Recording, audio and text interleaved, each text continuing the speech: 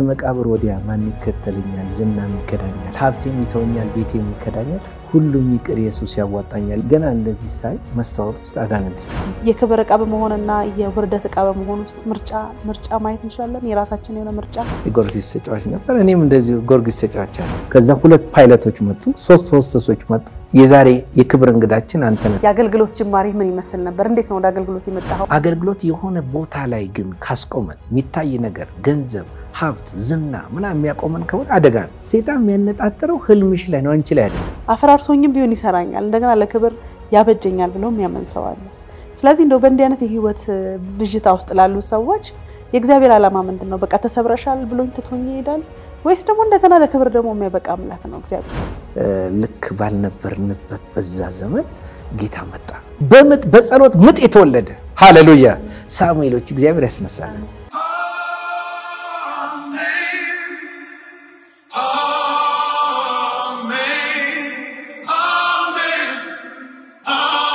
ሰላም ጸጋና ሰላም ከእናንተ ጋር ይሁን ተመልካቾቻችን። ይሄ አሜን ሾው ነው። ይሄንን ፕሮግራም እንግዲህ የምትከታተሉ ተመልካቾቻችን ቻናላችንን ሰብስክራይብ በማድረግ ሼር በማድረግ ላይክ በማድረግ ቤተሰቦቻችን እንድትሆኑ በጌታ ፍቅር እንጠይቃችኋለን። የተለያዩ ፕሮግራሞችን ወደ እናንተ እያደረስን እንገኛለን ማለት ነው።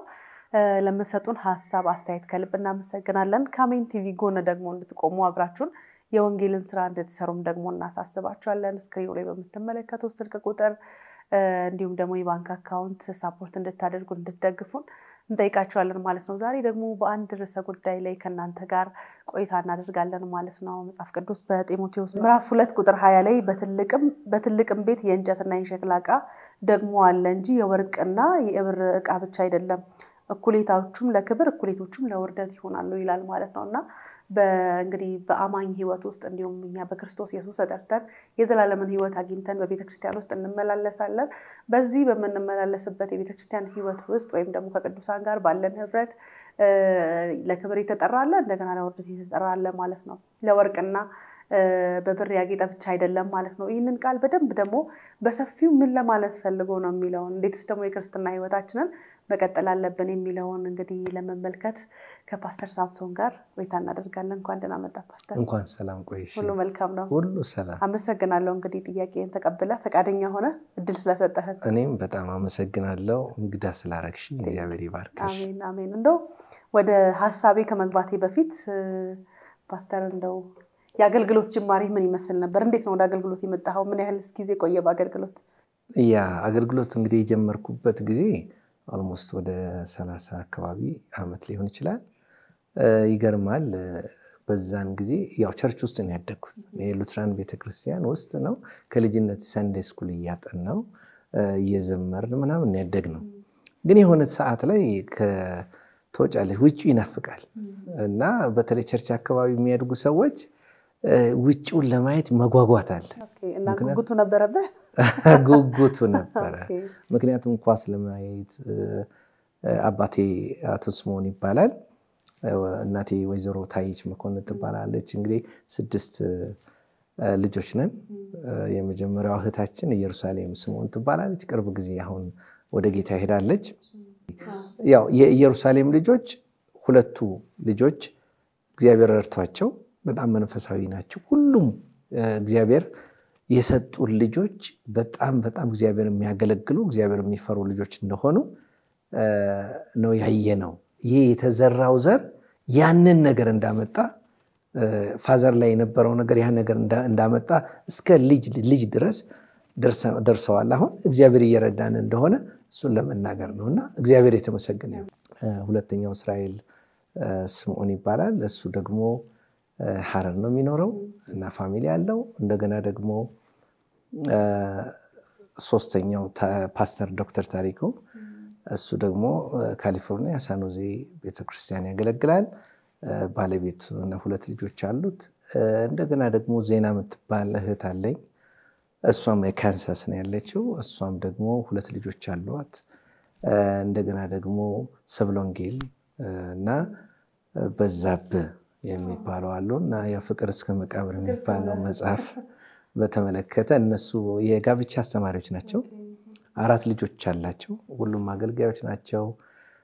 እግዚአብሔር የተመሰገነ ይሁን። ፋሚሊው ይሄን ይመስላልና ፋዘር ሰባኪ ስለነበር ቤተክርስቲያን ውስጥ ያገለግል ስለነበረ እኛን በዛ አይነት መንገድ ነው ሊቀርጽን የፈለገው። ሲሪየስሊ አንዳንድ ነገሮችን ስንመለከት ቤተክርስቲያን ውስጥ እንዳንጠፋ ኳስ እንኳን ለማየት እድል አልነበረን።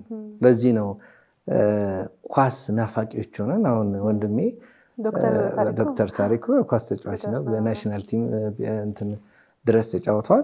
ጎርጊስ ተጫዋች ነበር። እኔም እንደዚሁ ጎርጊስ ተጫዋች ነኝ እና ኳሱ ናፍቆት ነበር እና ምንድነው ወደዛ ይገፋፋን ውጪውን የመናፈቅ። ከዛ በኋላ ደግሞ ተወጫለሽ። አሁን በዚህ ቸርች አካባቢ ለሚያድጉ ልጆች ምመክረው ምክር አለ። እንዲህ አይነት እድል ሲኖር ወጣ ይባላል። ለመመለስ ከባድ ነው፣ ግን የተዘራው የእግዚአብሔር ቃል በፋሚሊ ውስጥ በፋዘር በኩል ይዘራ የነበረው የእግዚአብሔር ቃል ውስጣችን ጠቅሞናል። ስለዚህ ቤተክርስቲያን ውስጥ ማደግ በጣም አስፈላጊ ነው። ደግሞ እንደዛ ሆኖ ደግሞ አድገው እስከ መጨረሻ ደግሞ አገልጋይ የሆኑ ልጆች ነበሩ። ግን ከወጣ ደግሞ ማይመለሳል። እግዚአብሔር ብቻ ፕላን አድርጎ መጽሐፍ እንደሚናገር ኤፌሶን ላይ እነሆ በመንፈሳዊ በረከት የባረከን የጌታችን የኢየሱስ ክርስቶስ አባትና አምላክ እግዚአብሔር ይባረክ። ዓለም ሳይፈጠር ቅዱሳን ነውር የሌለን በፍቅር እንሆን ዘንድ በልጁ በኢየሱስ ክርስቶስ በኩል መረጠን ይላል እና የጸጋው ክብር ይመሰገን ዘንድ ይህንን አደረገ። በደሙ የተገኘ ቤዛነትን አገኘ፣ እርሱም የበደላችን ስርየት ነው እያለ ይናገራልና የጌታ ጥሪ ሲመጣ ከእግዚአብሔር ቤት ውስጥ እንድናገለግል እንድናጠንለት እግዚአብሔር ራሱ ነው። እኔ መጀመሪያ ጊዜ እንግዲህ በዛ ውስጥ ሆኜ ኳስ እየተጫወትኩ እያለሁ ጌታ ይነካኝ እና ከነካኝ በኋላ ራሴን ሳለክስ ነው ስጸልይ ነው ያገኘሁት። ማለት እንደው ወደ ኋላ የተመለስክበት የህይወት ድካም ውስጥ ገብተህ ነበር? በፍጹም አንዴ ሽፍት ካደረኩ በኋላ ከተለወጥኩ በኋላ እንደው ሁሉ ነገር አስጠላኝ። ከመለወጥ በፊት ያው ብዙ ነገር ውስጥ እንገባለን። እኔ ቦሌ ትምህርት ቤት ነው የተማርኩት። ቦምባርድ የሚባል ግሩፕ አለ፣ ፍለጠው የሚባል ግሩፕ አለ። ከባድ ግሩፕ የነበረበት ሲዝን ነው። በዛን ሰዓት መንግስት ራሱ የማይችለው ሁኔታ ውስጥ የነበረ ግሩፕ ነው። ለትምህርት ቤቱ ኳስ እጫወታለሁ። እንደገና ከባድ ቲም ውስጥ ግሩፕ ውስጥ ነበርኩኝ።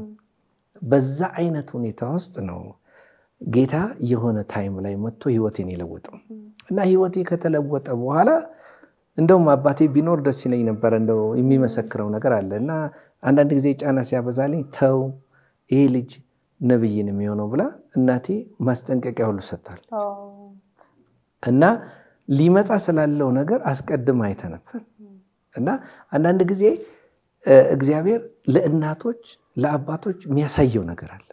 ቀድሞ ምን እንደምንሆን ዴስቲኒን ነው ማወቃቸው እና እንደዛ አይነት ነገር ነው።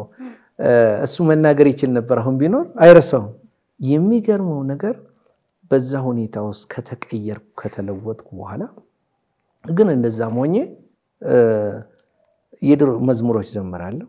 በተለይ ማረሰው ከትምህርት ቤት ስንወጣ ወይ ትምህርት ቤት በኋላ አንድ እህታችን አሁን አለች አውስትራሊያ። ከመቃብር ወዲያ ማን ይከተለኛል? ዝናም ይከዳኛል፣ ሀብቴም ይተወኛል፣ ቤቴም ይከዳኛል፣ ሁሉም ይቅር ኢየሱስ ያዋጣኛል የሚል መዝሙር የደረጀ ከበደ ያደግንበት መዝሙር ስዘምር እሷ ያው በጅቡቲ በኩል ጠፍታ ያ መዝሙር ውስጧ ቀርቶ ነው ጌታን የተቀበለችው። እና አንዳንዴ የሚዘራው ዘር ቀላል አይደለም። አባታችን የዘራው ዘር ቀላል አይደለምና ህይወቴ ከተለወጠ በኋላ እንግዲህ መንፈስ ቅዱስ ከተሞላው በኋላ ሽፍት ነው ያደረኩት። አሁን የድሮን ነገር እስከመረሳ ድረስ እና እግዚአብሔር ህይወቴን ቀየረ። በሉትራን ቤተክርስቲያን በጣም የሚገርመው ብዙ ቄሶች አሉ። አሁን ቄስ አላዛር ነው የሚባሉ ነው ያስተማሩኝ። ከዛ በኋላ ደግሞ ቄስ መኮንን እንደገና ደግሞ ቄስ ባህታ የሚባሉ እነዚህ ሰዎች ኢምፓክት ብዙ አምጥተዋል። እንደገና ደግሞ ስርዓትም አስተምረውናል። ኢቲክሱን እንዴት መኖር እንዳለብን ከነሱ የተማርነው ብዙ ነገር አለ። የቀድሞ አባቶች በጣም ነው የቀደሙ እና አባታችን የሚኖረው ኑሮ ላይፉ በጣም ኢምፓክት አድርጓልኝ።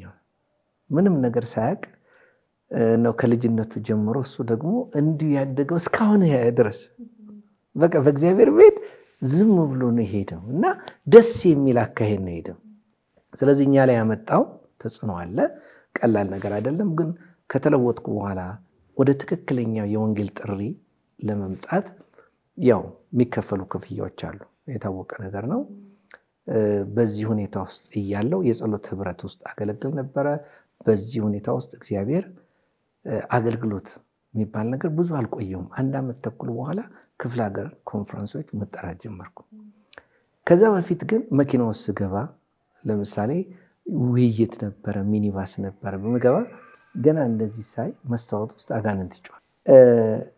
አጋንንት ይጮሃል ወይ ወርዳለው ከዛ በኋላ ጸልያለው አሁን እግዚአብሔር በሚሄድበት ቦታ ሁሉ አጋንንቶች ይጮሃሉ አሁን ይሄ እኔን አስደሰተኝ ለካ እግዚአብሔር ወደ አገልግሎት ሊከተኝ እኔ አልገባኝም እንዲህ ነው እንደ እጅ ስጭን ሰው ይፈወሳል ትልልቅ ተአምራቶች ይሆናሉ ይሄ በሚሆንበት ሰዓት ላይ በጣም ደስ ብሎኝ ይያለ አንድ ጊዜ ልክ ስገባ ታክሲ ውስጥ አንድ ነገር ሆነ የሆነው ነገር ምንድነው እንደ በፊቱ ይጮሃል ብዬ ስጠብቅ አይጮህም ጸጥታል ከዛ በኋላ እኔ ንሳገባው ምን ያጠፋሁት ነገር አለ ጌታው ምንድነው ያ ጸጋ የእግዚአብሔር ክብር የታለ ምናምን አልኩ አሁን ጌታ ነገረኝ ልጄ እኔ አንተን ወደ አገልግሎት ልከተ ትልልቅ ታምራቶችን ሳሳይ ነበረው የኔ እጄ ምን ያህል እንደሆነ እጄን እንድታይ ነው አሁን ግን ወደ እግዚአብሔር ቃል ተመለስ ቃሌን ብላ ቃሌን ተማር ቃሌን ሲሪየስ ለሆነ ጊዜ ወስደ ቃሌን አጥናለኝ እና ወደ እግዚአብሔር ቃል ተመለስኩ ምክንያቱም ታምራቶች ባሳደን ኖሮ ከባድ ነው ስለዚህ እግዚአብሔር ደግሞ ትኩረቱ የእግዚአብሔር ቃል ላይ ነው ስለዚህ ወደዛ መለሰኝ ከዛ በኋላ በዚህ ሁኔታ ውስጥ ይያለው እንግዲህ ሉትራን ቤተክርስቲያን ቦሌ አጥቢያ የምትባል እዛ ወንጌላዊ ሆንኩኝ እና ወንጌላዊ ሆኜ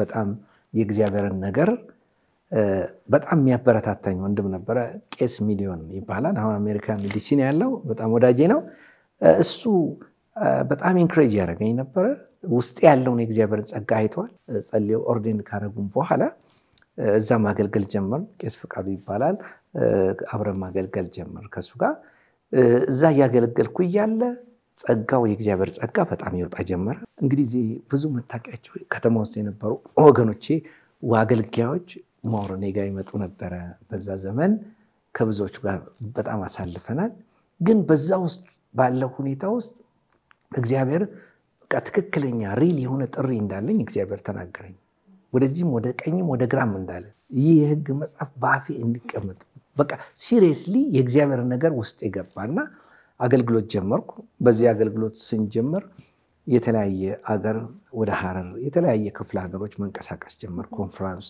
ምናምን ሄድ ጀመርኩ አገልግዬ 3 ቀን መምጣት ጀመርኩ እንዲህ አይነት ሁኔታ ውስጥ ያለው እንግዲህ በዛ ዘመን የነበረው እግዚአብሔር ያስነሳው ሰው ገብሩ ወልዱ የሚባል ያ ወንድም ኦፕን ሄቨን የሚባል ሚኒስትሪ ነበረው ብዙ ወገኖችን ሰብስቦ ነበር በዚህ ሁኔታ ውስጥ ያለ ያው ከሱ ጋር ጥሩ ህብረት እናደርግ ነበርና ጂማ ስብከቶች ክሩሲዶች ኢትዮጵያ ውስጥ ለመጀመሪያ የጀመረው እሱ ትልልቅ ስቴዲየሞች ላይ መዞር በቃ የጀመረውና ለአብያተ ክርስቲያናት ነፍሶች ሚድኑት ነፍሳትን ሁሉ ለአብያተ ክርስቲያናት እንዲጨመሩ ያደርግ ነበር እሱ ሚኒስትሪ ይሄ ሚኒስትሪ በብዙ አቅጣጫ ብዙዎቻችንን ረድቶናል ለአገልግሎታችን መውጣት ምክንያት ሆኗልና ከኦፕን ሄቨን ደብዳቤ ይጻፋል እኔ ደሞዝተኛ ስለነበርኩኝ የጌታ ጸጋና ሰላም ይብዛላችሁ ለጅማ ስብከት ወንጌላዊ ሳምሶንን ስለምንፈልገው ብሎ ይጻፈና ማህተም ተደርጎ ቸርች ይልካሉ ከዛ በኋላ እንሄዳለን ኢሊባቡር መቱ ለቀምት በጣም ብዙ ሀገር ሻሸመኔ ብዙ ቦታዎችን መዞር ጀመር እና የእግዚአብሔር ክብር በኃይል ይገለጥ ጀመረ ትልልቅ ተአምራቶችን ጎይተር የተለያየ አይነት በሽታዎች ስቴዲየሞች ላይ በሚደረጉት እግዚአብሔር አጋንንት በቃ ሰዎች ላይ ያለ ቀንበር ሲሰበር እስራት ሲፈታ ያየነው ትልልቅ ተአምራቶችን ያየነበት ዘመን ያን ዘመን ብዙ ሚዲያም ባይኖርም ግን ትልልቅ የእግዚአብሔርን እጅ አይተናል ያን ጊዜ የነበረው ያው በእንትን ነበር የሚታየው ትዝይልሽ እንደሆነ ታስታውሽ እንደሆነ ያው VHS ነው እና ተከቶ ምናምን የሚታይበት ዘመን ነው እንደዛም ሆኖ ግን በጣም ብዙ ፕሮግራሞች ይቀርጹ ነበር ብዙ የእግዚአብሔርን እጅ አይተናል ብዙ የእግዚአብሔርን ታምራት አይተናል በዚህ አይነት መንገድ አገልግሎቴ መውጣት ጀመረ ከዛ በኋላ ደግሞ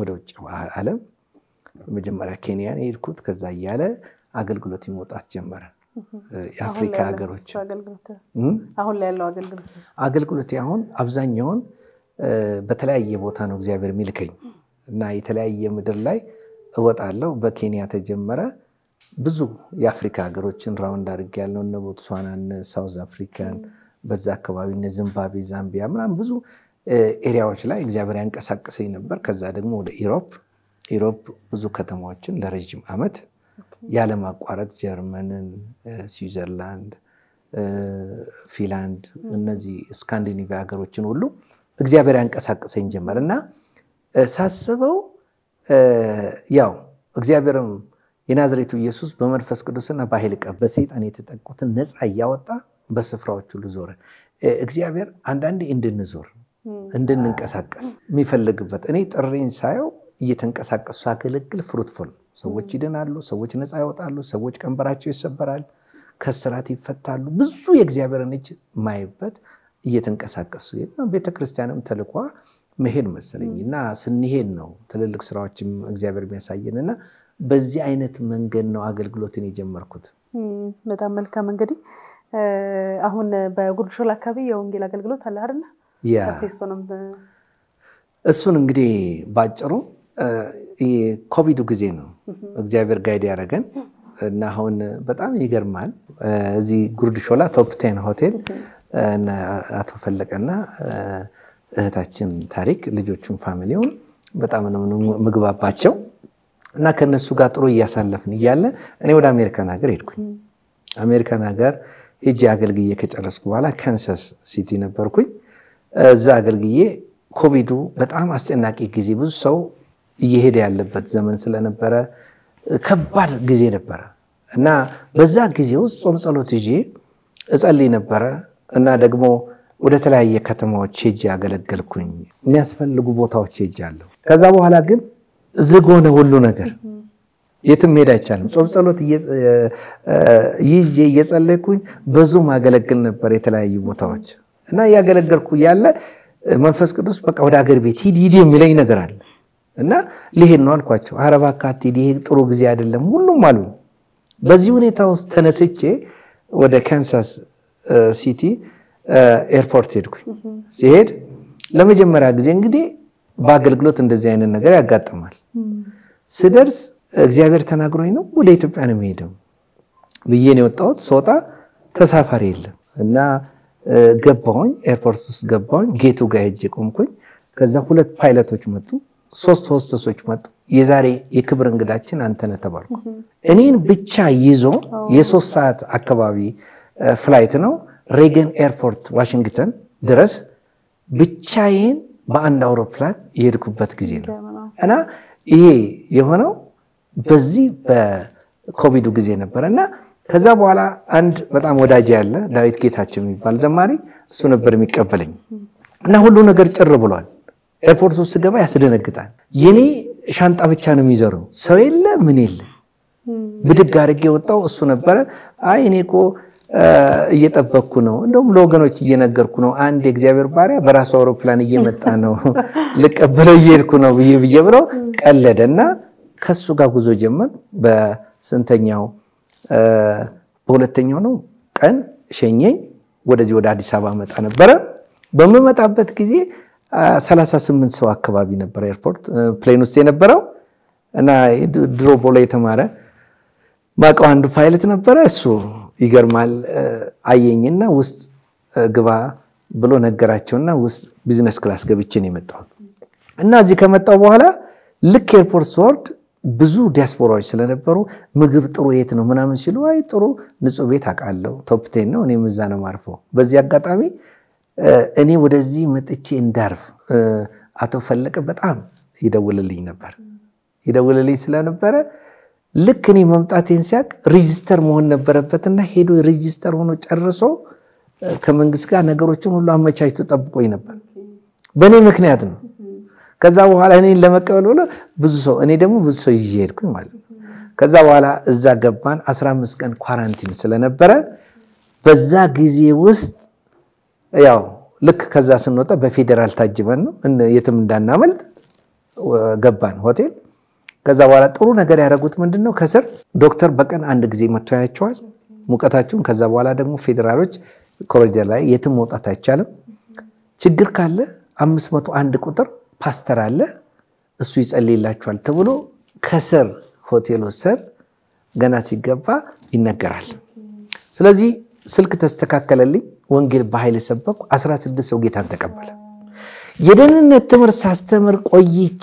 ጥያቄዎችን እየመለስኩ ያለ ሁሉ ነገር ጨርሰን በ15ኛው ቀን ወጣን ከዛ በኋላ ሮምን ተሰበሰበን ያ ፕሮግራም በዛው ቀጠለ እና አነሳሱ የጌታ ወይ የእግዚአብሔር መንገድ የእግዚአብሔር አሰራር እና ጥሩ የሚገርም ህብረት ሆኖ እናገለግላለን አሁን በሚኒስትሪ ደረጃ እኔና ባለቤቴ በደንብ ያንን ግሩፕ ደግሞ ጥሩ ቲም ነው ያለው የፍቅር ህብረት አለን የአንድነት ህብረት አለን በዚህ ውስጥ ጌታን እናመልካለን ክብር ሁሉ ለእግዚአብሔር ይሁን የሚገርም ነው ክስተት ሆኖ ወደ አገልግሎት ገባህበት ደስ ይላል እግዚአብሔር ይመስገን እንግዲህ ዛሬ ዲስከስ ወደምናደርግበት ሐሳብ ነው የምንመጣው በሁለተኛ ጢሞቴዎስ 2:20 ላይ ያለውን ሐሳብ ዲስከስ እንደራረጋለን ማለት ነውና በአንድ ቤት ውስጥ አንድ ዕቃ ብቻ አይደለም ይላል ጳውሎስ ሲናገር ሁለት ደግሞ አለ ለክብርም ለውርደትም ይተደረጋል በሸክላም ይተሰራል ደግሞ በወርቅም ያጌጠ አለ ይላል ማለት ነው እንደው ይሄንን ሐሳብ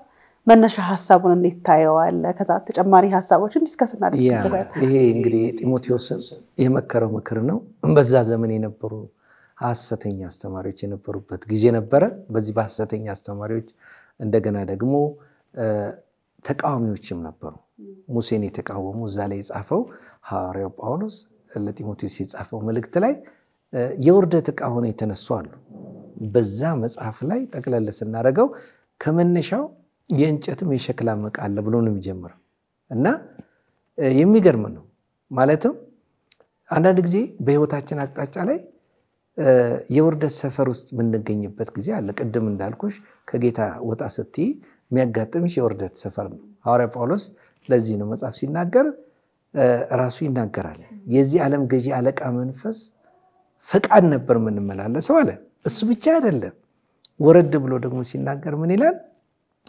አንገላታች ነበርኩ ይላል ደግሞ አንገላታች ነበር አስቸጋሪ ሰው ነበር ክርስቲያኖችን ያሳደደ ወደ ደማስቆ ደብዳቤ ይዞ እና እስጢፋኖስ ሲገደሉ ልብስ ያዘ ሰው ቤተክርስቲያንን የሚያፈርስ ሰው ነበር አንድ ቀን ግን ወደ ደማስቆ እየሄደ እግዚአብሔር ተገናኘው እና ሲገናኘው ራሱ አስገራሚ ነገር ነው በህይወት የሆነው አንደኛ ምን አደረገው እግዚአብሔር ጣለው ሲጥለው የምታሳደደኝ የናዝሬቱ ኢየሱስ የሞጊያውን ብረት ብትቃወም ባንተ ይበስባል አለ እዚህ ጋር ስንመለከት ማንነቱን ካወቀ በኋላ እግዚአብሔር ሐናንያን ሂድና ጸልይለት አለ ይሄ ሰው በነገስታት ፊት የማቆመው የክብር ዕቃ ነው አለ በነ አግሪፓ በነ ፊሊክስ በነገስታቶች ፊት የምገልጠው የክብር ዕቃ ነው አለ ሁለተኛ ምን አለው ጸልይለት ከዓይኑ ላይ ቅርፊት ይወድቃል አለ ጸልይለት መንፈስ ቅዱስ ይሞላል አለ አስገራሚ ነገር ነው እግዚአብሔር ሶስት ነገር ነው በጳውሎስ ሕይወት ያደረገው አንደኛ ለይቼዋለሁ ከዚህ በኋላ የውርደት ሰፈር አይገኙ የውርደት ዕቃ አይሆንም የክብር ዕቃ ሆኖ ትውልድን የሚያገለግል የክብር ዕቃ ይሆናል አለ ሁለተኛው ምንድነው ዓይኑ ላይ የነበረው ሰይጣን የጋረደበት ግርዶሽ የነበረውን ያንን ነገር ቅርፊቱ ከላዩ ላይ ጥላለሁ አለ ዓይኑ ይከፈታል አለ ዓይኑ መከፈት ብቻ ሳይሆን መንፈስ ቅዱስ ይሞላል አለ ሃሌሉያ እና መንፈስ ቅዱስ ይሞላ አስገራሚ ነገር ነው በውስጡ የሆነው ወዲያውኑ ሐናንያ ፈርቶ ነበር እንዴት ጸልያለሁ ለዚህ ሰው እንዴት ይጸልያል አለ ጌታ ግን እጅን ጫነበት በቃ ልዩ የክብር ዕቃ ነው የሚሆነው እና ሐዋርያ ጳውሎስ ከየት እንደመጣ ምን አይነት የውርደት ሰፈር እንደነበረ ለውርደት ደግሞ ሰይጣን ሲጠቀምበት የነበረው አካሄድ ብዙ እንደነበረ ከዛ በኋላ ግን ከወጣ በኋላ ለጢሞቴዎስ ደግሞ እሱ ስለዚህ አይነት ምክር ይመክረዋል ምን አይነት ምክር ነው የሚመክረው ስማ ነው የእንጨትና የሸክላ ዕቃ አለ አሁን የእንጨት ዕቃዎች አሉ እነዚህ የእንጨት ዕቃዎች ለምሳሌ ቤት ላይ የምናረጋቸው ናቸው እነዚህ ደግሞ የክብር ዕቃዎች ደግሞ ቤት የሚቀመጡ አሉ የሚገርመው ማንም ራሱን ቢያንጽና ቢቀድስ ነው የሚለው በቃ ለአምላኩ የሚጠቅም ለበጎ ስራ የተዘጋጀ ሰው ይሆናል። ለበጎ ስራ መዘጋጀት የምንችለው በራሳችን አይደለም። እግዚአብሔር የህይወታችን አቅጣጫ ሲቀይር ቀደም እንዳልኩሽ ህይወቴ የተነካበት የተለወጠበት ጊዜ ከውርደት ሰፈር አምጥቶ የክብር ዕቃ ያደረገን ጌታ ነው። ሃሌሉያ። እኛ በራሳችን ያለሱ ምንም ልናደርግ አንችልም። ስለዚህ መጽሐፍ ቅዱስ ሲናገር ጳውሎስ ይህንን ምክር ነው የሚነግረው። ለምሳሌ ብሉይ ኪዳን ላይ ብዙዎችን ማየት እንችላለን። ለምሳሌ ዳዊት አለ፣ ደግሞ ሳኦል አለ። ሳኦል በህዝብ ምርጫ የተመረጠ እባክህ ምናምን ተብሎ የተመረጠ፣ እግዚአብሔር ደግሞ ወደ ምርጫ ሲያመጣው የተጠቀመበት የራሱ የሆነ መንገድ ነበረ። የቄስ አህዩ ጠፍቶ ነው እና ጉዞ ከተጀመረ በኋላ ከብላቴናው ጋር ይፈልጋሉ። መጀመሪያ ሻብሻ ምትባል ከተማ ገቡ፣ አላገኙም። ሻሌሻ ምትባል ከተማ፣ ቢንያም ምትባል ከተማ፣ ጾር ምትባል ከተማ ውስጥ ገቡ፣ አላገኙም ይላል። አሁን ሲያጡ አማራጭ ፈለጉ። ለምን ባለ ራእይ አንፈልግም? እኔ ጋር የተወሰነ ሳንቲም አለ፣ ችግር የለም ምናምን ብሎ ብላቴናው ይዞት ሄደ። ልክ ሲገናኙ ውሃ ተሸክመውን ስራ ተሸክመው የሚመጡ ሴቶችን አገኙ። የባለ ራእዩ ቤቴን ነው፣ ወደ ሰርኩ ቦታ ወደ ተራራው ከመውጣቱ በፊት ፈጠን በሉ ሰዓቱ ደርሷል አሏቸው። በፍጥነት ሄዱ፣ አገኙት። ሰውነቱን ሲያይ ምኑን ሲያይ ይሄ ነው አለ። እስከ ዛሬ ድረስ ተጠብቆልሃልና በፊት ያለውን አኑረ ብለዋል። ወሰደው፣ ቀባው። ቅባቱ ከመጣ በኋላ ጉዞ ጀመረ እና ሳኦል ከተቀባ በኋላ የእግዚአብሔርን ሐሳብ እያገለገለ ያለ ግን አንድ ነገር ሆነ። በጣም ከባድ ነው ይሄ ነገር። እስከ ፍጻሜ ካልሄድን አገልግሎት የሆነ ቦታ ላይ ግን ካስቆመን የሚታይ ነገር ገንዘብ፣ ሀብት፣ ዝና ምናምን የሚያቆመን ከሆነ አደጋ ነው። ይሄ ሰው ያካበተ ገንዘብ በሄደበትና ፖዚሽኑን በያዘበት ጊዜ ህዝቡ ሁሉ መምራት በጀመረበት ጊዜ ችግር ተፈጠረ እና አንድ ጊዜ አሜሪካኖችን አጥፋ ሲለው ኖ ሊያጠፋ ሳስቶ ለምርኮ ሳስቶ ይላል። አይሽ ገንዘብ ከባድ ነገር ነው። የሚታይ ነገር ከባድ ነው። ሰዎች እንዴት እንደሚወሰዱ አታውቂም። ድንገት ነው የሚወሰዱ። የእግዚአብሔር ነገር ኖርባቸው እግዚአብሔርን እያገለገሉ ድንገት ሲወሰዱ አታውቂም። እና ለናኩት ለሳኦል የምታለቅሰው እስከመቼ ነው? በቀንድ ዘይት ይዘሄድና ከእሴይ ቤት የተዘጋጀ ልጅ አለኛል። ኦልሬዲ ጌታ የጨረሰው መንፈስ ቅዱስ የጨረሰው በእግዚአብሔር ቃል ያለቀ በገና የሚደረደር ድብ ሲመጣ አንበሳ ሲመጣ ጉሮሮ ለጉሮሮ የሚተናነቅ የእግዚአብሔር መንፈስ በላዩ ላይ ያለ ተዘጋጅቶ ያለቀ ልጅ አለ። የት ነው ሲባል ምድረ በዳ ነው። ሲፈለግ ቤት ውስጥ የለም። ኧረ አንድ እረኛ አለ ይምጣ። ላዩ ላይ ዘይቱን አፈሰሰ። ሃሌሉያ። እነሆ የእሴይ ልጅ ዳዊትን አገኘሁት፣ ቅዱሱን ቅባት ቀባሁት፣ ጠላት በእርሱ አይጠቀምም፣ የክብር ቃል ያደረገው። ሃሌሉያ። የክብር ቃል ያደረገው እና እግዚአብሔር ለየው። ስለዚህ እስራኤል ሲናወጥ፣ ጎልያድ ሲያስፈራራቸው፣ ግራ ሲጋቡ፣ 40 ቀንና 40 ሌሊት ሲጨነቁ 3 ሜትር ቁመት የሚያክስ ሰይፍ የያዘ ሰው 67 ኪሎ የብረት ልብስ የለበሰ አስጨናቂው ሰው ግራ ሲያጋባቸው ዳዊት መጣ። በቃ ዳዊት መጣ። ዳዊት ከምድረ በዳ መጣ። የተቀባው ዳዊት መጣ። እኔ ዳዊት የሚገርመኝ ነገር ትህትናው ነው። ትሁት ሰው እግዚአብሔር በሰጠው ዘመን ሁሉ በአገልግሎቱ እንደ ዳዊት ትሁት ሰው የለም። ይገርማል እኮ ከተቀባ በኋላ እኮ ወደ እረኝነት ስፍራ ነው ሄደው። አንዳንድ ሰው እኮ ጊዜውን ተቀብቻለሁ መልእክት መጥቶልኛል ዘራፍ ይላል። በቃ እኔ እንዲህ ነኝ ኖ። ልክ መልእክት ቤት ውስጥ ፈሶለት ዘይት ንጉሥ ትሆናለህ ተብሎ እረኝነት ስፍራ ሄደ። የእግዚአብሔር ጊዜ እስኪመጣ ሃሌሉያ። የእግዚአብሔር ሰዓት ሲመጣ ማን ያቆምሻል? የእግዚአብሔር ጊዜ ሲመጣ በቃ የእግዚአብሔር ሰዓት መጣ። ስለዚህ የክብር ዕቃ ሆኖ ተገለጠ። ዳዊት እንደ ልቤ ያለው እንደ ልቡ ሳይሆን እንደ ልቤ። ብዙ ሰው እንደ ልቡ ሲመላለስ፣ ዳዊት እንደ ልቤ ተብሎ ሰማይ ያደነቀው ምክንያት ምንድነው? ሐሳቡን ሊያገለግል ራሱን ስለሰጠ የክብር ዕቃ ሆኖ ዘመኑን ስለጨረሰ ስህተት ሲገኝበት ቶሎ የሚመለስ ሃሌሉያ። ድካም ሲገኝበት ቶሎ የሚመለስ ልቡን ወዶታል፣ ጌታ ወዶታል። እና ዳዊትን በራሱ ዘመን የእግዚአብሔርን ሐሳብ ካገለገለ በኋላ አንቀላፋ። ክብር ለእርሱ ይሁን። እና በዚህ ሁኔታ ውስጥ የክብርና የውርደት ዕቃዎች በሁለት ስፍራ ላይ በዚሁ ነገስታቶችን ማየት ይቻላል። ሌላው ደግሞ ስንመለከት በሳሙኤል ዘመን ነው። የሳሙኤል ዘመንን ስንመለከት አስገራሚ ነገር ነው የምናየው። ሳሙኤል በነበረበት ዘመን አፍኒ፣ ፊናስና ኤሊ ነበሩ። በአንድ ቤት ውስጥ ነው የውርደትም የክብርም ዕቃ የነበረው። ለምሳሌ ካህኑ ኤሊ ደንዝዞ ነበረ። እግዚአብሔርን ከሚያከብር ልጅ ልጆቹን ያከብረ ነበር ይላል። አይስ ጉዳዩ እዛ ጋር ነው። ቤቱ ረክሶ ነበር፣ ቤተ መቅደሱ ረክሶ ነበር። ህልም ራእይ ብርቅ ነበረ፣ ምንም ነገር አይታይም ነበር። በዛ ሲቹዌሽን ላይ እግዚአብሔር አስነሳ አንድ ሰው ሐና የምትባል ፍናና ነካ የምታደርግ። አንዳንድ ጊዜ እግዚአብሔር መልካም አምላክ ነው። ጸሎት ስናቆም የሚከቱን ሰዎች አሉ። እየነካኩ ነገረኞችን ይሰድና ያስገባናል። መሰዊያው ጋር እንድንጠፋበት አይፈልግም። እኛ ካልተነካን ወደ ጸሎት አንሄድም። ስለዚህ እግዚአብሔር አዋቂ ነው። ነካ ነካ ያረጋትና በፍናና ይከታታል። የሴትዋ የጸሎት አገልጋይ ሆነ። በዛ ዘመን ጸሎት ህብረት የለ፣ የጸሎት አንድነት የለ፣ የጸሎት ጓድ የሚባል ነገር የለ፣ ምን የለ። ግን እዛው እንድትገኝ እዛው እንድትጸልይ አደረጋት። ካህኑ ሲመጣ ይደነግጣል። እንዴ እኔ እኮ እንዲህ አይነት አገልግሎት አላስጀመርኩም ቤተ መቅደስ ውስጥ። ምንድነው እቺ ሴትዮ? እስከ መቼ ነው ሰካሬሽ? መቼ ነው ይወርድልሽ ይላታል። ኖ እኔ ሰካራ ነፍሴን ወደ አምላኬ የማፈስሰው ነኝ ትለዋለች። እና መጨረሻ በቃ ጸሎትሽ ይሰማ ምናምን ብሎ መርቋት ሄደ። እግዚአብሔርም አሰባት ይላል። ሃሌሉያ። አሁን የክብር ዕቃ መጣ ድንገት። በብዙ ጸሎት የተወለደ ልጅ፣ በምጥ የተወለደ ልጅ፣ በብዙ ጩኸት የተወለደ የእግዚአብሔር ራእይ ህልም ብርቅ በነበረ ራእይ በማይገለጥበት ዘመን በምጥ በጸሎት ምጥ የተወለደ ሃሌሉያ። ሳሙኤሎች እግዚአብሔር ያስነሳለን። አይገርምም? የክብር ዕቃ ሆኖ ለኔሽን ለውጥ የሚያመጣ ትውልድን የሚያናውጥ የወንጌል ኃይል ያለው ሰው፣ የእግዚአብሔር አጀንዳ የተሸከመ ለብዙ ትውልድ መፍትሄ የሚሆን ይህን ሰው ነው እግዚአብሔር ብድግ አደረገውና ታቦቱ ስር። ታቦቱ አስገራሚ ነው። ታቦቱ ስር የሚገርም ነገር ነው ያለው። የእግዚአብሔር ፕሬዘንስ አለ። እግዚአብሔር በህልውና ውስጥ ያሳድረው ጀመረ። ከታቦቱ ስራ ይለይም ነበረ። ታቦቱ ስር ያድር ነበረ። ህልውናው ይነካው ነበር። የእግዚአብሔር ፕሬዘንስ በታቦቱ ውስጥ ነበረ። በጣም አስገራሚ ነው።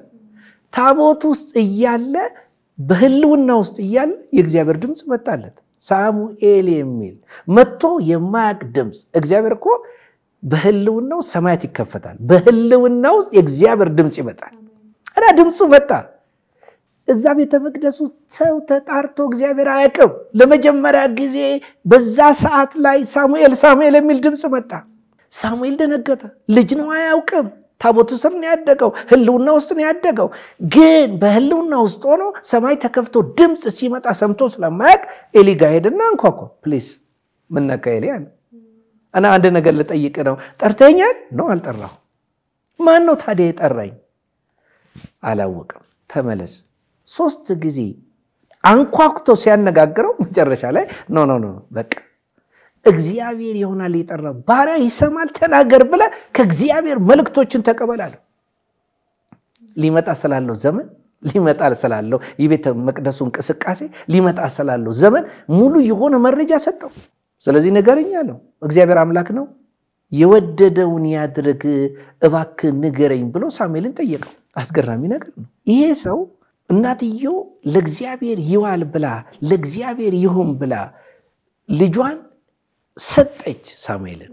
ይሄ የክብር ዕቃ ሆኖ በቤተ መቅደሱ ውስጥ አደገ። እየጨመረ ሄደ፣ ነገሩ እየከበደ ሄደ። መጨረሻ ላይ ሊመጣ ስላለው ዘመን ሁሉ ነገሩ ቁልጭ አድርጎ ሊመጣ ስላለው ሁኔታ ተናገረው እና ያንን ግልጽ አድርጎ ነገረው። በጣም የሚገርመው ነገር የእግዚአብሔር ቃል ደግሞ በሴሎ ይገለጥለት ነበር ይላል። አሜን ነው። የቃሉ ፍቺ እኮ ነው የሚያበራው።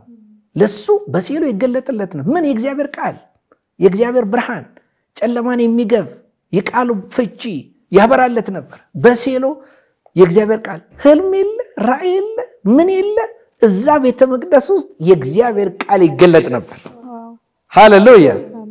ቃሉን የሚገልጥ የቃሉን ደጅ የሚከፍት ጌታ ነው። ለዚህ ነው ሐዋርያ ጳውሎስ የቃሉ ደጆች እንዲከፈቱልኝ ጸልዩልኛል። እግዚአብሔር ነው የሚከፍተው። እግዚአብሔር ነው ብርሃን የሚሰጠው። እግዚአብሔር ነው ጨለማ የሚገፋው። እግዚአብሔር ነው የብርሃን አባት የሆነው የቃሉን ደጆች የሚከፍተው። ከፈተለት። ዛሬ እኮ በህይወታችን አቅጣጫ ላይ የክብር ዕቃ ሆነው አነጋጋሪ ሆነ። ማን? ሳሙኤል። በዛ ዘመን እንደ ኤሊ ያሉ እግዚአብሔር የክብር ዕቃ አዘጋጀ። እነ ፊናስ እነ እያሉ እነ አፍኒን እያሉ እግዚአብሔር በአንድ ቤት ውስጥ በአንድ ቤተ መቅደስ ውስጥ የክብርም የወርደትም ዕቃ ነበር። አስገራሚ ነገር ነው። እግዚአብሔር በዘመናት መካከል የክብር ዕቃን አስነስቶ አላስፈላጊ የውርደትን ነገር ዘወር የሚያደርግበት የራሱ እጅ አለው፣ የራሱ ክብር አለው። ስለዚህ እሱ ብቻ አይደለም፣ ቃሉ መሬት አይወድቅም ነበር ይላል። ከዳን እስከ ቤርሳቤ ድረስ የእግዚአብሔር ቃል አይወድቅም ነበር። መሬት የሚናገረው ጠብ አይልም። የሚያመጣው ትንቢት መሬት አይወድቅም። የሚናገረው የእግዚአብሔር ቃል በፍጹም መሬት አይወድቅም። ይሆናል፣ ይሳካል፣ ይከናወናል። ለምን? የሚናገረው ቃል አፉ ላይ ያስቀመጠው ጌታ ስለሆነ። ሃሌሉያ። እና እግዚአብሔር ያስቀመጠው ነገር ይናገራል። በቃ እሱ ነበር በህይወቱ የሚሆነውና እግዚአብሔር በዘመናት መካከል ትልልቅ ነገሮችን በማድረግ በህይወታችን አቅጣጫ ለክብር ለይቶታል። እኛ የክብር ዕቃዎች ነን፣ ለክብር ተጠርተናል። ጥሪያችንም የክብር ጥሪ ነው። ሃሌሉያ። እና በሰማያዊ ስፍራ በአብ ቀኝ ሲያስቀምጠን ጥሪያችን ከየት አምጥቶ ነው? ከውርደት ስፍራ አምጥቶ የህይወታችንን ታሪክ ቀይሮ በአብ ቀኝ አስቀምጦን ህይወታችንን የቀየረ የክብር ጌታ ለክብር ዕቃነት ጠርቶናል። አሜን። እና የተጠራንበት ጥሪ ነው። ምናልባት ግን እንደው እዚህ ጋር በአንድ አማኝ የክብር የውርደት መሆን ይችላል ወይ? ለምሳሌ በእምነት የህይወት አሁን ጳውሎስ ከትላንትና ክርስቶስ አሳዳጅ ነበረ፣ የጌታን ወንጌል ይቃወም ነበረ። ከዛ ደግሞ የክርስቶስ ኢየሱስ ወንጌል ደግሞ ዋጋ ከፋይ ሆነ፣ ስለ ወንጌል ራሱን አሳልፎ የሚሰጥ ሰው ሆነ ማለት ነው። የሳሙኤልንም ታሪክ ስናነሳ በጭንቅ በብዙ ለቅሶ በብዙ ልመና የመጣ ሰው ነው። ከዛ ደግሞ በዛው ቤተ መቅደሱ ደግሞ የልጆች አሉ። የልጆች በተሰጣቸው እግዚአብሔር በሰጣቸው እድል ልክ የክብር ዕቃ መሆን አልቻሉም፣ አልፈለጉም ማለት ነው። ስለዚህ የክብር ዕቃ በመሆንና የውርደት ዕቃ በመሆን ውስጥ ምርጫ ማየት እንችላለን። የራሳችን የሆነ ምርጫ አለ። በጣም ትክክል፣ ጥሩ ጥያቄ ነው ሰብለ የጠየቅሽው። ፍቃድ ሰጥቶናል ጌታ። አይሽ እግዚአብሔር ፍቃድ ሰጥቶናል። በፍቃድ ውስጥ ነው። አሁን ለምሳሌ ወደ ብሉይ ኪዳን ስንመለስ ለምሳሌ አንድ ጊዜ ላይ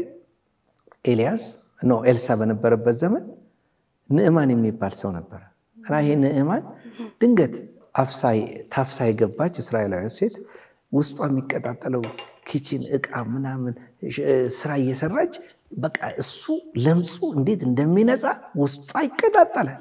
መፍትሄ እንዳለ መፍትሄ ትፈልግ ነበር። ስለዚህ ትነግራለች ለጌታዋ ጋር። ጌታዋ ደግሞ ሞገስ በጌታዋ ፊት ማግኘቷ ራሱ እዛ ተቀጣሪ ሆና ትሰማት ጀመረ። እየሰማቻት እያለ ነገረችው። አረ በእስራኤል ውስጥ ነብይ አለ ምናምን የሚለውን ኢንፎርሜሽን ከዛ ደብዳቤ ጻፈ። እንዴ የእስራኤል ንጉስ ደነገጠ። ሪፈር ጻፈ። ወዴት? በቃ ወደዛ እኔ አለው ብሎ ራሱ ኤልሳ ወደ እኔ ላኩ አለ።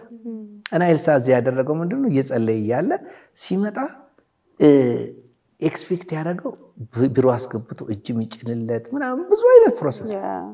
እሱ ግን በቃ ዮርዳኖስ ውስጥ ብቅ ጥልቅ በል አለ። አስገራሚ ነው። አይሽ አሁን እዛ ጋር ስትመለከቺ እንዴት ይነቀኛል ሲል ባሪያዎቹ ምን አለ? እሱ ሚልህን አድርግ አሉ። በቃ እዛ መፍትሄው እሱ ነው አሉ። ሰውየው የጻን ልጅ ቆዳው ነው ተለወጠ። ከዛ በኋላ ገጸ በረከት ገንዘብ ሊሰጠው ነው አለ። ሄደ አለ። አፈር ይዞ ሄደ የእስራኤል ነሳ። አሁን ንዕማን ተመልከቺ። ንዕማን እንዲህ ሆኖ ሲሄድ ኤልሳ እንዲህ ሲመልሰው ጊያዝ ደግሞ ያለውን ታያለሽ። አይሽ ሁለቱም ከእግሩ ስር ሆኖ የነበረ ያገለግለው የነበረ ሰው ነው። አስገራሚ ነው። አሁን ፍቃድ ነው። ይሄኛው ነው አልፈልግም ሂድ፣ ዋናው መፈወስ ታምራት መሆኑ ነው፣ ምንም ችግር የለም ነው። ይሄ ደግሞ ገጸ በረከት ላይ ነው። ምን አይነት ልብስ ነው መለካው ብሎ ተደብቆ ሄዶ ልኮይን የመጣው ምናምን ብሎ ያለውን ነገር ለመቀበል ነው። አስገራሚ ነው። ይሰጠው እኮ ነበረ፣ ጊዜው ነበረ እኮ። አንድ ወቅት ላይ ንጉሱን አነጋግሮት ነበር እና ንጉሱ ብዙ ገንዘብ ሰጥቶት ነበር ለኤልሳ። ያን ጊዜ እኮ ሊሰጠው ይችላል። ጊዜን አልጠበቀም፣ ጊዜውን አላወቀም። ይሄ ጊዜው ነውን አለው። ገንዘብ ልትቀበል ብር ልትቀበል ጊዜው ነውን? በጊዜው እኮ ይሆናል ሁሉ ነገር በጊዜው። ግን ያ የሁለቱ ምርጫ ነው፣ የሁለቱ ፍቃድ ነው። ያኛው ገጸ በረከት ላይ እንዳልሽው ቅድም ሰብሊ በቃ እንደዛ እኮ ነው በዛ ዘመን የሆነው። ዳዊትም በነበረበት ዘመን ሳኦል ፍቃድ ሰጥቶታል እግዚአብሔር። ስለዚህ የሰቡ ፍሪዳዎችን ለምርኮ ሳስቶ ይላል። ለሚታይ ነገር ይሳሳል። ሰው ፍቃድ አለ። እግዚአብሔር አያስጨንቀንም። እንዳልሽው በፍቃድ ነው እንድንመላለስ የሚያደርግ። አውክናው ለምሳሌ አንዳንድ ሰዎች በተሳሳተ መንገድ ሄደው ለክብር የተጠራው ቤት የተጠራንበት በክርስቶስ ኢየሱስ ቤት ታነጽንበት ለውበት ተጠርተናል ማለት ነው። እና አንዳንድ ሰው ደግሞ በህይወት ድካም ውስጥ በሸክላ ሊሆን ይችላል የተሰራው ተሰባሪ በሆነ የዓለም ሲስተም ሊሆን ይችላል ቅድም እንዳልከው የሰተት ትምህርትም ሊሆን ይችላል የተያዘው ማለት ነው በዛ የህይወት ምዕራፍ ውስጥ ላለ ሰው ደግሞ ሰው እንዴት ወደዚህኛው ሽፍት ማድረግ ይችላል ለምሳሌ ባይብል የሳምሶን ህይወት ይገርመኛል እግዚአብሔር መርሰቶታል የህይወቱን መንገድ እንዴት መቀጠል እንዳለበት ፋይናሊ ደግሞ ሳምሶን አቋራጭ መንገድ ውስጥ ሲገባ ደግሞ ያ ለክብር የተጠራው ሳምሶን በጠላት እጅ ወድቆ የጠላት መጫወቻ ሲሆን እናያለን አንዳንድ ጊዜ እግዚአብሔር በጠራን ልክ መሄድ ያቀተናል በህይወት ክስተት በህይወት ድካም አንዳንድ ጊዜ ሰዎች በተለያየ ምክንያት እንግዲህ ወደ ህይወት ድካም ውስጥ እንገባለን የሰው ልጅ ባህሪ ስለሆነ ማለት ነውና አንዳንድ ሰው ህይወት ያልቋል ብለው ልክ እንደ ያስቆርቱ ይሁዳ ካስታወስከው ራሱን ያጠፋው በቃ የህይወቴ መንገድ አብቅቷል ከጌታ ጋራ ተሰብር ያለው ደክም ያለው ወድቅ ያለው ብሎ ፖዝ ያደርጋል ይሄንን የህይወት መንገድ አንዳንዱ ደግሞ እግዚአብሔር አናዘር ቻንስ አለው እድል አለው አፈራርሶኝም ቢሆን ይሰራኛል እንደገና ለክብር ያበጀኛል ብሎ የሚያመን ሰው አለ ስለዚህ እንደው በእንዲህ አይነት የህይወት ብዥታ ውስጥ ላሉ ሰዎች የእግዚአብሔር ዓላማ ምንድነው በቃ ተሰብረሻል ብሎኝ ትቶኝ ይሄዳል ወይስ ደግሞ እንደገና ለክብር ደግሞ የሚያበቃ አምላክ ነው እግዚአብሔር የምህረት አምላክ የይቅርታ አምላክ ነው የእንደገና አምላክ ነው አንድ ጊዜ አስበኝ ነው ያለውና እግዚአብሔር እኮ የሚያስብ አምላክ ነው እንደገና ሰርቶ አበጃጅቶን እንደገና የሚያቆመን አምላክ ነው መጽሐፍ ቅዱስ ስንመለከት አሁን ዳዊት እኮ ምንም እንደዚህ የተጠራ ሰው ቢሆን ድካም ነበር ግን ከድካም የወጣው እንዴት ነው ትክክለኛ የሆነ ሪል የሆነ ንስሐ ገብቶ ተመለሰ ዳግመኛ ላይ ያዝ በባርነት ቀንበር ላይ ያዝ አመለጠ ማምለጥ ነው ትልቁ ነገር ምክንያቱም ኃጢአት ሁሉ ጊዜ ቀላል አይደለም ዳዊትን ወደ ኃጢአት የከተተበት አካሄድ ወደ ድካም የወሰደበት ምክንያት ምንድነው ቤተ መቅደስ ውስጥ ቤተ መንግስት ላይ ቁጭ አለ እና ወንበር ላይ ለጦርነት መሄድ ሲገባው ወንበር ላይ ተገኘ እና ፊልም ማየት ነበረበት ማለትም ቁጭ ካለ ብቻውን የሚያየው ነገር ነበር አየ የኦሪዮንን ሚስት ነው ያየ እና ሲመለከት በቃ ትኩረቱ ልቡ ምኑ ዛሬ ነው አምጥቶ ብዙ ነገር ካደረገ በኋላ ደግሞ ኃጢአት ሁሉ ጊዜ ከውሸት ጋር ይተባበራል እና አሁን እንደ ማግኔት ነው እየሳበበት ችግርን እንደ ማግኔት እየሳበበት ነው የመጣው እንዴት ብንል አንደኛ አርግጅ ያለው ስትለው መላ መፍጠር ጀመረ ኦሪዮንን ማስመጣት መጠጥ ማጠጣት እንዲህ አይነት ደረጃ አድርሶ ከዛ በኋላ ከሱ ነው የተወለደው ለማለት ነው ሌላ ችግር ነው እሱ እምቢ ሲል መጠጥ ቢያጠጣው ምን ቢለው ነው አንዳንድ ጊዜ እኮ ከባድ ነው አንድ ጊዜ አንዲት በጣም ባሏ ያስቸግራታል መጠጥ እየጠጣ ያስቸግራታል ስለዚህ እየጸለየች በቃ እሱ 9 ሰዓት ነው 10 ሰዓት ነው የሚገባው እና ለምን እንደዛ ከሚጠጣ እኔ እዚሁ አለችና እሷ በጌታ ስለሆነች በቃ ቤት ላዘጋጅለት አለች አዘጋጀችለት ውስኪውን አዘጋጀች ምግቡን ምናምን ሁሉ ነገር አዘጋጀች ከዛ በኋላ እሺ ተባለና በልቶ ከጨረሰ በኋላ መጠጥ እየጠጣ ሲል እየሰከረ ሲመጣ በይደናደሪ አላት ወጥቶልኝ ነው እኔ የጠጣውበት ቤት አደረ ያላቅም ማለት እና ሄደ እና ምንድነው ብዙ ሙከራዎች ተደርገዋል ዳዊት አስክሮት ቤት እንዲገባ ሰውየው ግን እንደዛም ሰክሮ ቤተ መቅደስ ከባሪያዎቹ ጋር ቁጭ ብሎ ያደረ እና ላከ ሌላ ሞት ተጀመረ አይሽ ኃጢአት እያደር ሞትን እንዴት እንደሚወልድ ሞት የሚባለው ነገር እንዴት ከዛ በኋላ ግን እግዚአብሔር በድካሙ የሚራራ ጌታ መጥቶ እንደገና አነሳው አሜን እና ያነሳል ጌታ ይሰራናል እንደገና ያበጀናል መልክ ያስይዛል እሱ እንድንመስል ስለሆነ ስንደክም እግዚአብሔር ኃይልና ጉልበት ይሆነናል እንዳልሽው የክብር ዕቃ ለማድረግ እግዚአብሔር በስራ ላይ ነው አዲስ ነገር እኮ ለመምጣት አሮጌ ነገር መፍረስ አለበት አሮጌውን ነገር ቶሎ ማፍረስ ከባድ ነው አሮጌ አዳማዊ ባህሪያችንን ቶሎ ነው አሁን አንዳንድ ቦታዎች ሲሰሩ ቦታዎች ስንመለከት በፊት ደስ የሚል ነገር ታያለሽ ዲዛይን ከወጣ በኋላ የመንገድ ዲዛይን ሲወጣ ሃይዌይ የተጀመረ ጊዜ ተሰውሉ ተደስቷል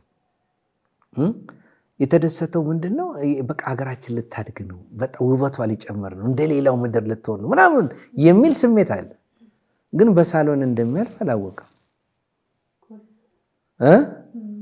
በሳሎን በመናምን እንደሚያልፍ አዲስ ነገር ለማድረግ ሁሉ ጊዜ አሮጌ ነገር መፍረስ አለበት አሮጌው ነገር ካልፈረሰ አዲስ ነገር ሊመጣ አይችልም እና ጌታ በህይወታችን አንዳንድ ጊዜ አሮጌውን እያፈረሰ እየሰራን ያበጃጀን የክብር ዕቃ የማድረግ ዓላማ ነው ያለው ስለዚህ በድካማችን ሁሉ እየተገኘ እኛን የመሰርቶ ያስተካክለና ውበት ያለው ነገር ይሆናል አንዳንድ ዲዛይኖች አይተሽ እንደሆነ ተሸፍነው ተከለለው ነው የሚሰሩት አይደል ቋቋ ሲልና ድምጽ ነው የምንሰማው ምን አይነት መስማር ምን አይነት መዶሻ ምን አይነት ጩኸት ነው የምንሰማው ግን ፊኒሺንጉ ላይ ሚገርም ዲዛይን ነው ምን አይነት ኢንጂነር ነው የሰራው እስኪባል ድረስ ውበት ያለው ነገር ይወጣል እግዚአብሔር የተመሰገነ ይሁን እና ይሄንን ነው ስለዚህ ተስፋ አለ እንደገና ያሳምራል ይያልከን ነው ግን ምናልባት ቀደም አንተ ከላይፍ ኤክስፒሪየንስም ስትነግረን ነበር ቤተሰቦች በጌታ ነበሩ ከዛ ደግሞ በመሃል ደግሞ በትምህርትም ላይፍ ውስጥ ወደ ኋላ ደግሞ የማፈክፈክ ጊዜ ነበር ማለት ነውና ምናልባት አንድ አማኝ እንግዲህ በሀገራችን ኢትዮጵያ ብዙ የስተት ትምህርቶች ተነስተዋል የመጽሐፍ ቅዱሳዊ የሆኑ ልምምዶች አሉ ማለት ነውና አንድ አማኝ እንዴት ነው ራሱን ካለ መፍረስ የሚጠብቀው ለክብር በተጠራነበት ልክ ለመሄድ አይ ቲንክ ጳውሎስ ጢሞቴዎስን እየመከረው ነው እያስጠነቀቀው ነው ስለዚህ አንዳንድ ጊዜ እንደውም ጳውሎስ የሚናገረው ማንንም ይቆም ይመስል እንዳይወርቅ ይጠንቀቅ ይላል እና የቆምንበት እንትን ፕራውድ አድርገን የምንቀጥልበት ሳይሆን እለት እለት በጥንቃቄ እንድንሄድም የሚያደርገን ነው ብዬ አስባለሁ ማለት ነውና እንደው በክርስትና ህይወት ውስጥ በእነም ፕሮግራም የሚከታተሉ ወገኖቻችን እንዴት አድርገው ራሳቸው ለክብር ደግሞ ቢውልድ ማድረግ አለባቸው እስቲ ሰብለ በዚህ አጋጣሚ ከዛ ክፍል ቀጥሎ ያለውን ሐሳብ አምጪ እሺ እንግዲህ ማንንም ራሱን ከነዚህ ቢያነጻ ለክብር የሚሆን የተቀደሰም ለጌታውም የሚጠቅም ለበጎ ስራ ሁሉ የተዘጋጀ ዕቃ ይሆናል ከክፉ የጎልማሳና ምኞት ግን ሸሽ በንጹህም ልብ ጌታን ከሚጠሩ ጋር ጽድቅንና እምነትን ፍቅርን ሰላምን አጥብቀ ተከተል ከጎልማሳ ምን ምኞት ሽሽ መሸሽ ነው አይሽ ትልቁ ነገር ማምለጥ ነው አሁን ዮሴፍ በነበረበት ዘመን የተጠቀመው ነገር የሚገርም ነው ራእዩን ሊያስወልቅ የመጣው ብዙ ነገር አለ እሱ ያን ራእይ ከማውልቅ ልብስ አውልቅ ይለሩት አይሽ ሸሽ ይሄ ትልቅ ዊዝደም ሸሽቶ ነው ያመለጠው እና በህይወታችን አቅጣጫ ከዚህ ነገሮች መሸሽ ከቻለ ማምለጥ ከቻለ ለእግዚአብሔር የሚመች የክብር ዕቃ ለመሆን እድሏል ያለዛ ግን እድሉን እንዳናገኝና የክብር ዕቃ እንዳንሆን እንዳንሸሽ ሊያጠምዱን የሚፈልጉ ብዙ ነገሮች አሉ ሰይጣን እኮ እንደሚያገሳ አንበሳን የሚዞረውና በየሰዓቱ እንዴት ነው ማገኘው የት ነው ማገኘው እንዴት ነው የክብር ዕቃ እንዲሆን ትንቅንቅ አለ እንኳን እሱ ይቀርና በስጋና በመንፈስ ያለው ጦርነት ቀላል አይደለም እና ያየለው ያሸነፈው የውስጥ ሰውነታችን በተነከረ ቁጥር ምናሸነፈበትን ኃይል የሚሰጠን መንፈስ ቅዱስ ስለዚህ በድካማችን የሚራራ እንደገና ደግሞ ወደ ተሻለ ነገር ሊያመጣን የሚችለው ጌታ መሸሽ ካለብን ነገር ማምለጥ ምንችልበት ሁኔታ ሲፈጠር ነው ማንንም ራሱን ቢቀድስ እኮ ነው ያለው ለአምላኩ የሚጠቅም ራይት የክብር ዕቃ አሁን ተመልከች ቤት ውስጥ የገዛሻቸው ወይ ቤት የምትጠቀሙበት ዕቃዎች አሉ ከተለያየ ቦታ እነዚህ የክብር ዕቃዎች ናቸው ለምሳሌ ቢፌ ውስጥ ይቀመጣሉ እንግዳ ሲመጣም ይወጣሉ አሁን እዚህ ጋር የምንጠጣበት ታጥቦ ነስተው ስለተቀመጡ ነው አሪፍ ሻይ ነው አሪፍ ቡና ነው የምንለው አሁን ዕቃዎቹ ንጹህ ስለሆኑ አሁን ጀበናውን ይዘን አሪፍ ቡና ነው አንል ጀበናው እሳት በልቶት ቦታው ላይ ነው የሚቀመጠው እንግዳ ሲመጣ አይወጣ ግን ታጥቦ የተቀደሱ ዕቃዎች ንጹህ የሆኑ ዕቃዎችን ማውጣት ይቻላል ለሰው እንዲጠቅም እና ጌታ ደግሞ ወደኛ ህይወት ሲመጣ እንደዛ እኮ ነው የመጣው እኛ ልክ ባልነበርንበት በዛ ዘመን ጌታ መጣና ምን አደረገን በዋጋ ገዛን በዋጋ ተገዝተናል እንጂ እኛ የራሳችን አይደለም አሁን የራስ ያልሆነ ነገር አልታዘዝም ካለ እግዚአብሔር ፍቃድ ሰጥቷል አያስቸግርም ምንም እግዚአብሔር ጋር ችግር የለም ግን አንቺ የገዛሽው ዕቃ ለምሳሌ ከቢፌ አውጥተሽ እየተጠቀምሽባቸው ለሰዎች እያቀረብሽ ሰዎች እየመጡ እየተጠቀሙ አንቺ እያነጻሽው እየቀደሽው ምታስቀምጪ ከሆነ ሁሉ ጊዜ አጥበሽ ቁጭ ምታረጊ ስታወጪው ሰብለ በፍጹም በቃኝ ዛሬ ደከመኝ ማለት አይችልም ተገዝቷል አንቺ ነሽ የገዛሽው አሁን የገዛን ማን ነው? በዋጋ ተገዝተ እናንተ የራሳችሁ አይደላችሁም ሲል የራሳችን እንድንሆን ስጋችን ይተናነቀናል። እሱ ደግሞ እኔ በዋጋ ገዝቻቸው ለኔ ሆኑልኝ፣ የክብር ዕቃ ሆኑልኝ፣ ፈቃዴን አገልግሉልኝ ነው። እና ለዚህ ነው ጳውሎስ በነበረባቸው ዘመን አስቸጋሪ የውርደት ዕቃ ሆኖ ሰይጣን ሲጠቀምበት ነበረ፣ ክርስቲያኖችን ሲያስጨፈጭፍ ያ ነበረ። አሁን ግን የክብር ዕቃ ሲሆን ራሱ በአንጾኪያ ለመጀመሪያ ጊዜ ሳኦልን በቃ ለስራዬ ለዩልኝ ብሎ ልክ ሲመጣ እግዚአብሔር በርናባስና እሱን ከዛ በኋላ እኮ የራሳቸው አይደሉም፣ እነሱ ኮምፕሊትሊ ተለውጠዋል። በመንፈስ ቅዱስ ተልከው ወደ ተሰሎንቄ ያወረዱ ይላል። አሁን መንፈስ ቅዱስ ነው የሚነዳቸው እንጂ የራሳቸው ፍቃድ እስከማይኖር ድረስ ለመንፈስ ቅዱስ ራሳቸውን ሰጥተዋል። እና ዕቃ ስንሆን ሆሊ ስፒሪት ነው የሚመራን፣ መንፈስ ቅዱስ ይመራናል። በዚህ ጋር ሂድ ይላል፣ ወደዚህ ሂዱ ይላል፣ ይጠቁማል። ለዚህ ነው ሐዋርያ ጳውሎስ ራሱ ፊልጵስዩስን እኮ ቤተክርስቲያን ፕላንት ሲያደርግ እሱ ሊሄድ የነበረው ወደ እስያ ነው። አንድ ሽማግሌ ግን ፕሊስ አለ፣ እባክህን እርዳን የሚል የእርዳታ ድምፅ የሰማው ወዴት ነው? ወደ መቄዶንያ። እና አሁን መሪ በቃ እሱ የራሱ ስራ ነው። እሺ መንፈስ ቅዱስ እታዘዛለሁ፣ ለተገዛውለት ነገር ልኖር ነው። አሜን ነው፣ ልኖር ነው። በቃ ይሄ ነው። እና የሚገርምሽ ነገር እነዚህ የእቃዎቹን አይነት እንኳን ስንመለከት አንዳንድ ጊዜ ድስት ብዙ መከራ ይበላል፣ ግን አሪፍ ወጥ ነው የሚባለው ሳህን ይዘን ነው። ሳህኑ ነስቶ ስለሚቀመጥ ብቅ ይላል። ማንም ራሱን ቢያነጽ እኮ ነው። በቃ ማንም ነው፣ ለሁሉም የተሰጠ ነገር ነው። ለአምላኩ የሚጠቅም ለበጎ ስራ የተዘጋጀ ይሆናል። ስለዚህ ራሳችንን ደግሞ በዛ ልክ ውስጥ ምርጫችንን ማስተካከል መቻል አለብን። የእግዚአብሔር ጸጋ ደግሞ በዛ ውስጥ ይረዳናል ማለት ነው። እንደው መጨረሻ ፓስተር በዚህ ሐሳብ ላይ ማጠቃለያ የምትሰጠን ነገር ካለ? ምናልባት አንዳንዴ ሰዎች በድካም ውስጥ ሲሆኑ በጸጸት ውስጥ ይመላለሳሉ። አንዳንድ ሰው ህልሙን እንዳጣ እግዚአብሔር በሱ ህይወት ውስጥ ሊሰራ የወደደው ነገር በኑሮ ሁኔታ ሊሆን ይችላል፣ ሀገር ሲቀይር የሆነ ቦታ ሲሆን ትላንትና እግዚአብሔር በሱ ህይወት ውስጥ የሰራው ነገር እንደማይቀጥል የሚያስብ ሰው አለ ማለት ነው። እና ይህንን ፕሮግራም ለሚከታተሉ ተመልካቾች በተስፋ መቁረጥ ውስጥ ምናልባት ደግሞ በመሰበር ውስጥ በቃ ፍርስራሽ እንደሆንን ለሚሰማቸው ሰዎች እንደው አጭርም ጸሎት እንድታደርግ ማስተላለፍ የምትፈልግ እንደው እንዲነካቸው የምትፈልገው ቃል እንዲይዙት የምትፈልገው ነገር ካለ ድርሰት ይችላል። ጌታ ይባርክ ይሰልይ። ዋናው ትልቁ ነገር ምንድነው? እግዚአብሔር ቪዥን ራእይ ይሰጣል። አሁን በዛ ዘመን በጣም አስገራሚ በሆነበት በዛ ዘመን ለነህምያ እግዚአብሔር ራእይ ሰጠው እና ነህምያ ጠጅ አሳላፊ ነው፣ ኢንጂነር አይደለም። ዲዛይን የተሰጠው ከእግዚአብሔር ነው። ሙሉ የሆነ መረጃ ከእግዚአብሔር ነው ፕላኑ የመጣለት። የሚሰራው ነገር እግዚአብሔር አሳይቶት። ይሄ በሚሆንበት ጊዜ ትንቅንቅ ነበር፣ ከባድ ትንቅንቅ። አያሌ ቀን ጾምና ጸልይ ነበር መልእክቱን ልክ ከአናንያ በሰማው ጊዜ እና ስለ ሀገር ቤት ጉዳይ አሁን በየትኛው ቦታ የተለያየ ቦታ ስንሄድ እንዴት ነው እንባላለን። እንዴት ነው ጥሩ ነው ወይ? በየሀገሩ ስንዞር እንዲህ አይነት ጥያቄ አለ፣ ሰው ሁሉ ይጓጓል። ስለዚህ አናንያ እንዴት ነው ሲለው ስለ ኢየሩሳሌም ዲቴል ነገረው። ስለዚህ አንድ ነገር ሆኗል። ውስጡ በቃ ሸክም ገባ። አያሌ ቀን ይጾምና ይጸልይ ነበር። እንግዲህ ብዙ ፍርስራሽ ነበር።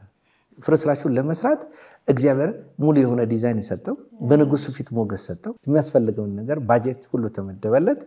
ወደ ኢየሩሳሌም ጉዞ ሲጀምር ገና ለኢየሩሳሌም መልካምን ስራ የሚሰራ ሰው እንደተነሳ ባዩ ጊዜ ተበሳጩላል። ከሩቅ እኮ አይደለም ከቅርብ ነው የሚበሳጭ ብዙ አለ። አንቺ ስራ ስትሰሪ የእግዚአብሔር ነገር ስታገለጊ ዞር ብለሽ የእግዚአብሔር አጀንዳ ተሸክመሽ ስትሄጂ ውጊያዎች በዙሪያሽ ካሉ ከቅርብ ሰዎች ከሩቅ ሰዎች ይወረወራል። ተስፋ የሚያስቆርጥ ነገር አለ በጣም። አንቺ ለምን እኔ ስራ ይሻለኝ ነው ጠጅ አሳላፊነት ይሻለኛል ብተው ይሻል ነበር ምን አይነት እንዲህ አይነት ችግር ውስጥ አስገባኝ የምትይባቸው ሁኔታዎች አሉ። ነገር ግን በጣም አይቼን የተነሳሁት አለ ደግሞ አይቱ የተነሳ ነገር ውስጡ ስለነበረ አያሌ ቀን የጸለየው ጾም ጸሎት ሪል የሆነ የእግዚአብሔር ዲዛይን እጁ ላይ ስለመጣ አያሌ እንስሳ ላይ ሆኜ ሰለልኳል። የሐሚ በር፣ ምንጩ በር፣ ጉድምጣው፣ የአሳው በር፣ የፈረስ በር ምናምን ይባሉ እነዚህ 10 በሮችን ያይ ነበር። በዛ ቦታ ላይ ማን ነው የሚቆመው? በየአሳይመንቱ ሰዎች እንዲቆሙ ፕላን አደረገ።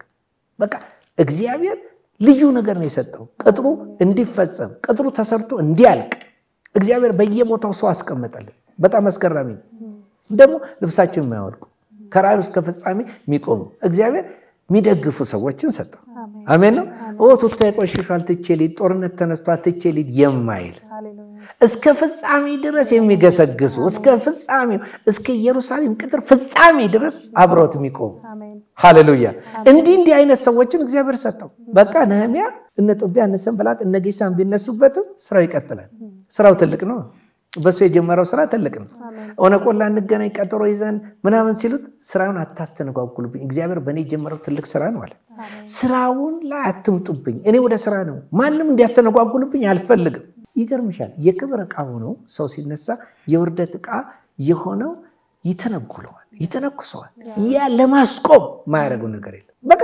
ትንቅንቅ ነው ያለው ግን በዚህ አጋጣሚ ለእግዚአብሔር የተለየ ነገር ተለይቼ ኖራለሁ ብለው ራእይ ተቀበለው ለሚሄዱ ሰዎች እግዚአብሔር አምላክ አስገራሚ ሆኖ እጁን ያሳያቸው እጅ አለ የጌታ እጅ አለ በቃ ማንንም ሊያስቆም አይችልም እና በ52 ቀን ቅጥሩ ተጨምሮ ተጨረሰ ሃሌሉያ ሐሰተኛ ነቢያቶች እንኳን ሊያስቆሙት አልቻሉም መጡ ግብር ተቀበለው መጡ በሩን ዝጋውና ቆም ይላል እግዚአብሔር ሲለው ከእግዚአብሔር እንዳልሆነ አወቀ ይላል እንዴ የፈለገ ድምጽ ቢመጣ የመለየ ስጦታ ዲዘርኒንግ ስፒሪት ነበር ለይቶ ወጣ ነህምያ አይ እስከ ፍጻሜ ድረስ የሚያስኬድ የእግዚአብሔር እጅ አለ እና ነገሮች ወደ ፍጻሜ ይቸኩላል በትዕግስት መቀጠል ነው እጁን እግዚአብሔር ይልካል ተአምራቱን ያሳየናል እኛ ለእግዚአብሔር እንለይ ለእግዚአብሔር እንቀደስ ለእግዚአብሔር እንኑር እንጂ ምንም ችግር የለም እግዚአብሔር እጁን ያሳየናል በድካማችን እንኳን የሚራራ ሊቀ ካህናት እጃችንን የሚያበረታ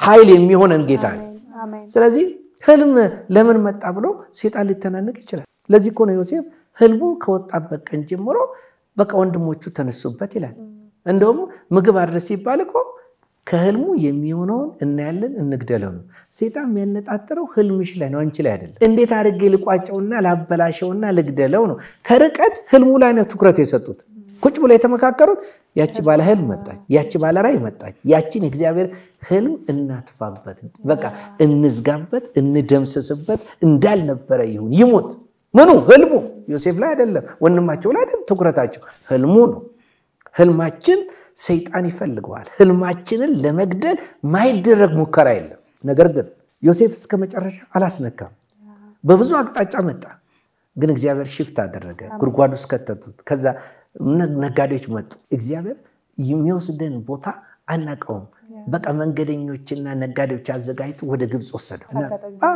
ፊቲፋራ ቤት ጦርነት ነበር ከፍተኛ ራሱን እንዳይቀድስ ጦርነት ተደርጓል የክብር ዕቃ ሆኖ እንዳይኖር ጦርነት ተደርጓል ለእግዚአብሔር ተለይቶ እንዳይኖር ጦርነት ነበር ከዛ በፍጹም አለ እኔ አላስነካም ማለት ህልሜን አላስነካም ራእይን አላስነካም ማለት እኔ ራእይን ከማወልቅ ልብሴን ላውልቅ ብሎ ወጣ እግዚአብሔር ይመስገን ሮጠ በቃ ከዛ በኋላ በታሰረ ቻሌንጁ ከባድ ነው ህልም ይፈታ ነበር ህልም እየፈታ የሱ ህልም አይፈታም ፕሊስ ባካ አስበኝ አንድ ቀን ምናም ብሎ መልእክት እስኪነግር ድረስ አንድ ነገር ግን ሆነ የእግዚአብሔር ሰዓት መጣ የእግዚአብሔር ጊዜ መጣ እና እግዚአብሔር ወደ ፍጻሜው ሲያቸኩለው ሂድ እንዲህ ብላችሁ ንገሩት አባቴ በእውነት በህይወት እንዳለው ይወቅ ዮሴፍ በህይወት አለ አሜን ሃሌሉያ አባትየው ዮሴፍ በህይወት አለ ብለው ሲነግሩት ሙሾ አውጥተው አስለቅሰው መርዶ ነግረውት አስለቅሰው ውስጡ ተጎድቶ ነበር ያቀው በፍጹም ሊገባው አልቻለም አንዴ ገለውት አንዴ በህይወት አለ የሚለው ድምጽ ሊከተል አልቻለም እሱ ልቡ የታደሰው መቼ ነው የግብጽን ሰረገላ ባየ ጊዜ ልቡ ታደሰ ይላል ተጭኖ ሲመጣ ሰረገላው ቴክኖሎጂ ሲመጣ ከርቀት ሲያዩ እነሱ ሰፈር እየገሰገሰ ሰረገላ ሲገባ እስራኤልስ ልቡ ታደሰ ይላል ልብ የሚያድስ ጌታ አሜን ታደሰ በቃ ስለዚህ እግዚአብሔር በህይወታችን ዘመን የተጀመሩ ነገሮችን ጉልበትና አቅም ሆኖ የሚፈጽም አምላክ በዙፋኑ አለ ስለዚህ ትንቅንቁ ይያለ እኛ ግን ለእግዚአብሔር እንለይ እንደ ዮሴፍ እንለይለት ሃሌሉያ በቃ ትንቅንቁ ነው ግን እግዚአብሔር ሆይ አለው ስንል እግዚአብሔር በራሱ ሰዓት እስር ቤት መጥቶ ወደ ክብር አሜን ነው ወደ ክስራ እግዚአብሔር በቃ እንደዚህ ለእግዚአብሔር እንድንለይ እንድንቀደስና እንድንለይ ጌታ